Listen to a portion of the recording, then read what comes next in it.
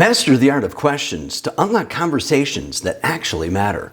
You already know how to start a conversation.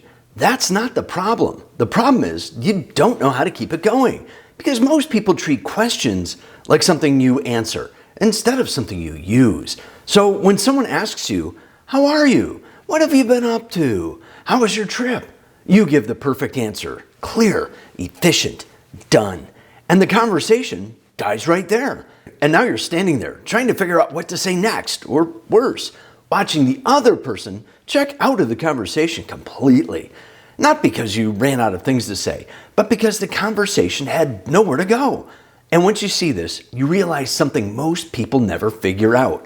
The goal of a conversation isn't to answer questions, it's to use them, to guide where the conversation goes, to pull out better responses, and to turn a basic exchange into something that actually feels engaging, something people want to stay in, something they remember.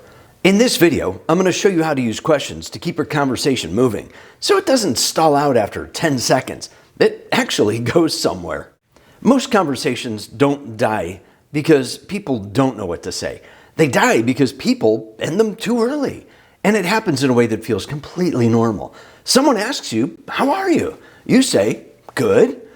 That's it, conversation over. Or, "What have you been up to?" Just been busy with work." Done. Now there's nowhere to go. And here's the problem. Those are correct answers. They're efficient, they're clear, and they completely shut the conversation down because you answered the question and gave the other person nothing to build on. And now the other person has to do the work to keep the conversation alive. Most people won't. So instead of ending your answer there, you need to give the conversation something it can continue from. Not more information, just one detail they can build on. And once you see how to do that, you don't have to force conversations anymore. They start to move on their own. Here's the shift most people never make. They think a conversation works like this: question, answer. But that's not how conversations actually move. They move like this: answer, build, question. That middle step, that's what's missing. When someone asks you a question, you don't just answer it. You give them something they can use, something they can respond to, something they can build on. Instead of this, "How are you?" "Good." Conversation over.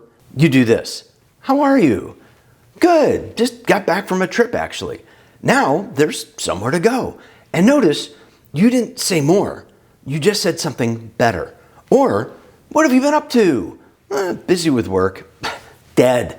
Try this: "Busy with work. Been trying to wrap up a project before the weekend." Now they can ask, "What kind of project? Is it almost done?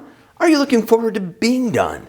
You didn't force the conversation. You gave it direction. This is the difference. Most people give answers that end the moment. High-level communicators give answers that extend it. And once you understand how to do that, the next step is knowing what to do with their answer, because that's where conversations either stay surface level or actually become quite interesting. This is where most people get stuck. They know they should ask questions, they just don't know which ones to ask. So they default to, "What do you do? Where are you from? How long have you been there?" And those questions work, but they keep the conversation on the surface. Here's what you need to do. The best questions don't come from memory. They come from the answer. That means instead of thinking about what to ask next, you listen for something you can build on. Someone says, "I just got back from Turkey." Most people respond with, "Oh, nice. I've never been there." Now the conversation shifts to you. Instead, you stay with their answer. "What did you end up doing there?" Now they go deeper. They respond, and now you go again. "What stood out the most while you were there?" Now you're getting something real. And here's the key. You keep doing that. Each answer gives you the next question. And that's when the conversation starts to open up. And the more you do this, the less you have to think about what to say next. You're not searching for questions. You're pulling them from what was just said. That's what keeps a conversation natural. That's what makes it engaging. And that's what turns a basic exchange into something that actually feels like a real conversation, not just small talk. And there's one skill that makes this work even better, because if you miss it, you go right back to surface level conversations. Now, this only works if you're actually listening, not waiting to talk, not thinking about what you're going to say next. Listening for something you can use. Because if you're not, you missed a moment. And when you miss it, you go right back to the surface level questions. Someone's talking and you're already thinking, oh, what should I say next? How do I respond to this? So by the time they finish, you've got something ready, but it's not connected to what they just said. And that's why conversations feel forced. Instead, you slow it down. You let them finish, and then you pause just for a second or two, long enough to see if they're going to add more. Because that pause does something most people don't realize. It gives them space to keep going. And most of the time, they will. That's where the real information comes out. That's where people go beyond their first answer. That's where conversations start to feel natural.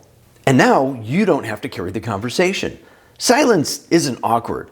It's what creates space. And when you combine that with the right questions, you're not forcing the conversation anymore. You're guiding it. And when you put all of this together, there's a very clear difference between how most people communicate and how conversations actually start to matter. This is the difference. Most people go into conversations trying to come up with things to say. They focus on their answers. They try to keep the conversation alive by adding more. And eventually, they run out. High-level communicators do something completely different. They don't carry the conversation. They guide it. They listen for something they can build on. They respond in a way that gives the conversation direction. And they ask questions that pull out something real. That's why their conversations feel natural, engaging, and easy to stay in. They're not forcing anything. They're creating space for something to develop. The goal isn't to say more. It's to make what's said go further.